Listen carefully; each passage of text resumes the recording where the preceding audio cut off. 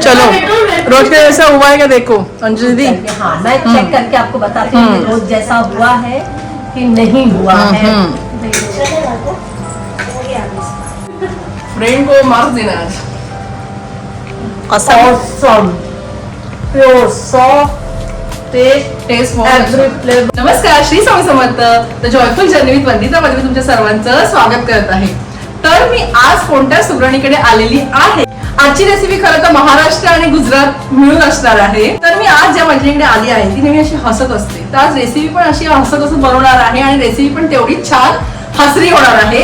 तर रेसिपी काय असणार आपण तिच्याकडनं जाणून घेऊया. आणि मैत्रीण माझी कोण आहे ती महाराष्ट्र आणि गुजरातची रेसिपी मिळून जी करणार आहे, चला तिला बोलूया.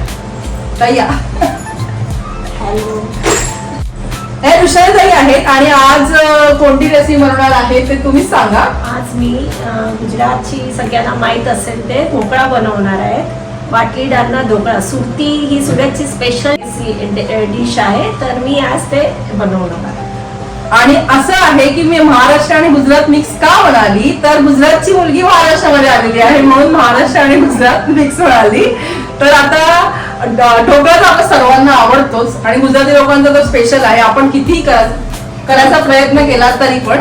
तर आता आपण चला रेसिपीकडे वळूया आणि आता साहित्य बघूया. चला विशालताई, आता मला सांगा ढोकळ्यासाठी आपल्याला काय काय साहित्य लागणार आहे ते.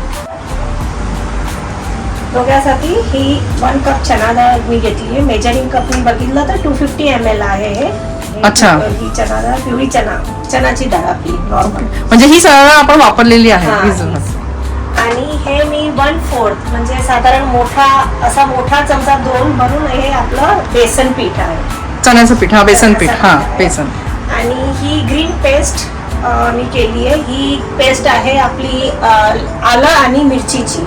साधारण 3 ते 4 तिखट मिरच्या आणि 1 इंच आलं मी घेतलं ह्याच्यामध्ये. ओके, पेस्ट मध्ये, ग्रीन पेस्ट मध्ये. ओके, आणि ह्याच्यामध्ये हे नाही, लसूण नाहीये. आता आपण हे रात्रभर भिजवून ठेवायचं आहे.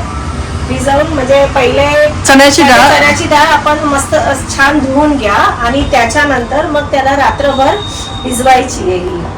ओके, भिजवून त्याला 5-6 तास भिजवून ठेवायची आणि त्याच्यानंतर तुम्हाला ते रात्री जर तुम्हाला सकाळी करायचं असेल ढोकळा तर तुम्ही रात्री त्याला संध्याकाळी अराउंड दुपारी भिजवून ठेवा आणि संध्याकाळी त्याला वाटून घ्या आणि वाटल्यानंतर त्याला फर्मेंट करायला ठेवून द्या. ओके. फर्मेंट करताना पिसून झाल्यानंतर तुम्हाला त्या वाटणामध्ये म्हणजे ही जी डाळ आपण पिसणार आहोत त्याच्यामध्ये ही 1/4 बेसन वाटल्यानंतर मस्त असं पाणी टाकून तुम्ही डाळ असं ही वाटून घ्या. म्हणजे जास्त पण जाड नको आणि खूप पण पातळ नको, अशी तुम्ही वाटून घ्या. आणि त्याच्यानंतर ही लिंबूचे फूल आहे ते मी साधारण 1/2 स्पून जेवढे मी टाकलेलं आहे. म्हणजे नक्की दुसरं अजून काय नाव आहे त्याला? लिंबूचे फूल पण बोलतात आणि सायट्रिक ऍसिड बोलतात. अच्छा, citric acid. Okay, citric acid बोलतात. आणि हे जर तुम्ही खीरा म्हणजे जे बॅटर आहे हे याच्यामुळे काय होतं की त्याला वास लागत नाही. दही आणि हे टाकल्यावर कधी कधी त्याला स्मेल येतं. अच्छा, तर ह्याच्यामध्ये तुम्हाला स्मेल नाही येणार. आणि ह्याच्यामध्ये तुम्हाला हळद टाकायची आहे थोडी आणि हिंग टाकायची आहे. ओके. आणि रात्रभर फर्मेंट केल्यानंतर मी दाखवते. हे बघा, त्याला एअर छान असं फेटून घ्या आणि फेटल्यावर तुम्ही बघणार याला किती छान जाळी पडली आहे. मस्त आलंय. तर तुम्ही फर्मेंट झालंय. दुपारी मी डाळ भिजवून ठेवली होती आणि संध्याकाळी मी अराउंड 9 वाजता मी त्याला वाटून घेतलेली आहे आणि हे रात्रभर फर्मेंट करायला मी ठेवलेली आहे. आणि त्याच फर्मेंटेशन मध्ये मी हे आपलं बेसन आणि फक्त बेसनच मी टाकलंय, बाकी मी काय नाही टाकलेलं. आणि ते लिंबूचे फुल जे तुम्हाला मी जे दाखवले आता, किती प्रमाण टाकायचं म्हणजे 1/2 स्पून तुम्ही टाकू शकता. 1/2 स्पून टाकायचं. 1/2 स्पून 250 ग्रॅमला डाळीला. Yes, 1/2 spoon is enough. Okay, 1/2 spoon is enough. आणि तुम्ही बघितलंच की किती त्याला छान जाळी सुटलेली आहे. आणि बस आता हे आपण झालेलं आहे. आता आपण ह्याच्यामध्ये ढोकळ्यामध्ये मेन तर आपलं हा पेस्ट असते. ही पेस्ट आहे मिरची आणि आल्याची. ओके. ही मी साधारण ही मोठी 1-2 चमचे मी टाकते. म्हणजे जसं स्पायसीनेस प्रमाणे तुम्ही टाकू शकता. आपल्या आवडीनुसार थोडंसं कमी जास्त. स्पायसीनेस त्या हिशोबाने तुम्ही टाका. मी रात्री ह्याच्यामध्ये हिंग टाकली होती, परत मी थोडीशी हिंग ऍड ऑन करते. आणि थोडी हळद पण टाकते. हळद. पण मी साधारण 1/4 स्पून जेवढी टाकते. हे मी सगळं मिक्स करून केला छान. अच्छा. मस्त फेटून घ्या. हलका ऑइल आणि कलर पण थोडा चेंज होतो. म्हणजे आपण हलकं होईपर्यंत फेटून घ्यायचं असं.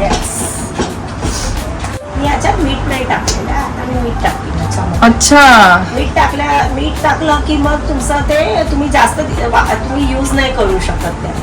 Okay okay okay. फ्रीज मध्ये हे बॅटर बनवून ठेवायचं असेल तर मीठ टाकू नका. म्हणजे आपण बॅटर बनवून ठेवू शकतो. इनो आणि किंवा ते बाकीचं नंतर टाकायचं मीठ वगैरे जेव्हा करायचं वेळी जसं आपण करू तसं ते काढायचं. बरोबर. हे मीठ टाकते मी. मीठ आम्ही साहित्यामध्ये दाखवलं नाही. सॉरी मीठ साहित्यामध्ये टाकायचं. मला वाटतं छान प्रकारे त्या फेटतायत बघा.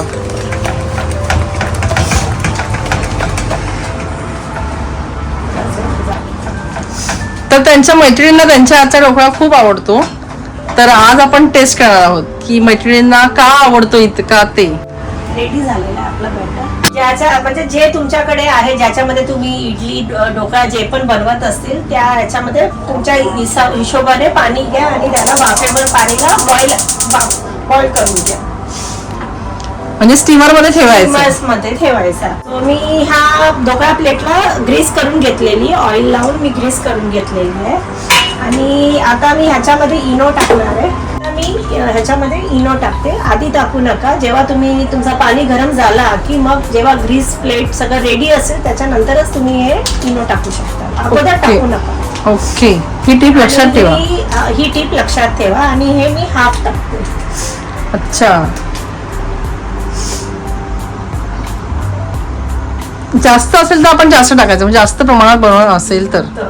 पण ऍक्च्युली ही जेवढी नाही तर मी फुगणार तर एकदम फुगणार. नाही म्हणजे जेव्हा आपण जास्त डाळ घेतोय एकदम तेव्हा जास्त टाकायचं. आता मी त्याला ऍक्टिव्हेट करते थोडंसं पाणी टाकून. अच्छा. हे बघा त्याला फेस छान त्याला परत हाताने त्याला फेटून घेते. म्हणजे ढोकळे एकदम आपले फ्लफी आणि सॉफ्ट होतील. ओके. या प्लेट मध्ये मी आता प्लेट मध्ये काढून घ्यायचं.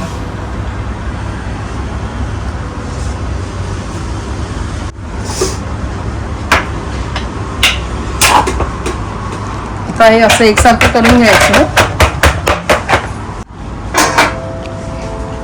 पाणी तापलं ना. पाणी टाकलेलं आहे. आता हे पाणी तापलेलं आहे. आता मी याच्यामध्ये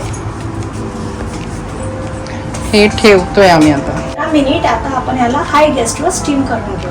अच्छा. आम्ही 15 मिनिटं जरा गप्पा मारतो आणि मग तुम्हाला भेटतो. चला. साधारण 15 मिनिटं झालेली आहेत. आता आपण चेक करून घेऊ.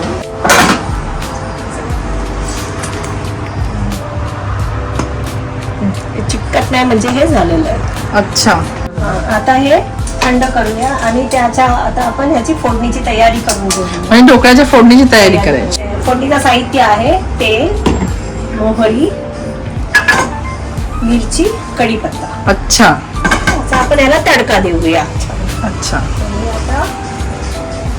मोहरी म्हणजे राई. दोन मोहरी पण म्हणतात काही काही लोक राई पण म्हणतात. जे तुमच्या भाषेत जे बोलत असतील ते. आता आपण तडक्याची तयारी झालेली आहे. आता तेल तापलेलं आहे. आपण एक चमचा साधारण 1.5 स्पून जेवढी मी मोहरी टाकायची. ओके. हे झाल्यावर थोडे कढीपत्ता आणि मिरची टाकू. मिरची आपण 4-5 घ्यायच्या ना. जसं जास्त काही घ्यायची गरज आहे. स्पायसीनेस.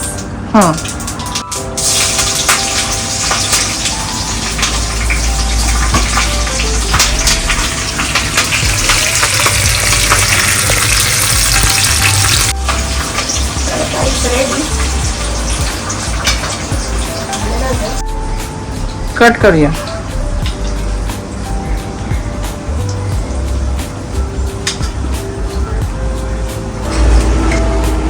आता फोडणी त्याच्यावर सगळी ओतायची टाकायची. तुम्ही हे करू शकता.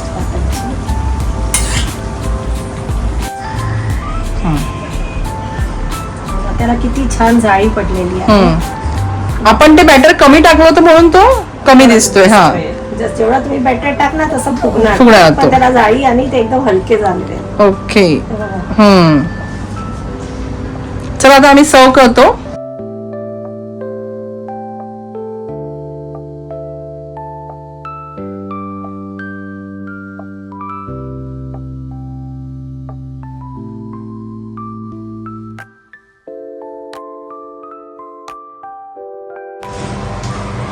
चला तर आपला सर्वांचा आवडता खमंग ढोकळा बनवला आहे. खायच्या आधीच मी सांगते तो खूप छान झाला असेल, कारण आम्हाला आमचे बॅक कॅमेरा त्यांच्या फ्रेंड आहेत ते आलेले आहेत, ते रोज इथे येऊन माहिती आहे टेस्ट तर करून बघूयाच, पण त्याआधी त्यांनी माझ्यासाठी वेळात वेळ काढून ही रेसिपी केली. म्हणजे खरंच त्याच्यासाठी त्यांना माझ्याकडनं छोटस गिफ्ट. चला तर आता इतका छान झालेला ढोकळा आम्ही टेस्ट करून बघतो. तुम्ही पण घ्या. पोरांना तुम्हाला नंतर देतो आम्ही.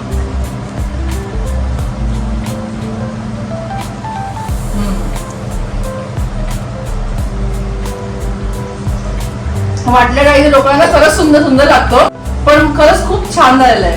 टेस्ट खूप छान झालंय, म्हणजे त्याचा मिरचीचा वगैरे फ्लेवर त्याच्यामध्ये छान आलेला आहे आणि फोडणी पण छान बसते.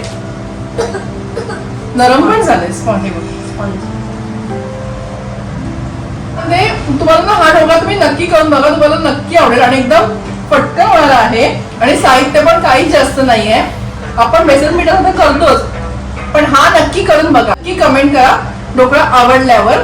आणि आता आपण नेहमीप्रमाणे सांगतो आपल्या सुगरणीला नाव घ्यायला. तर आजचं नाव थोडंसं त्यामध्ये गुजराती म्हणजे टोन मिक्स असेलच पण समजून घ्या. तर आपले ताई आज नाव घेणार.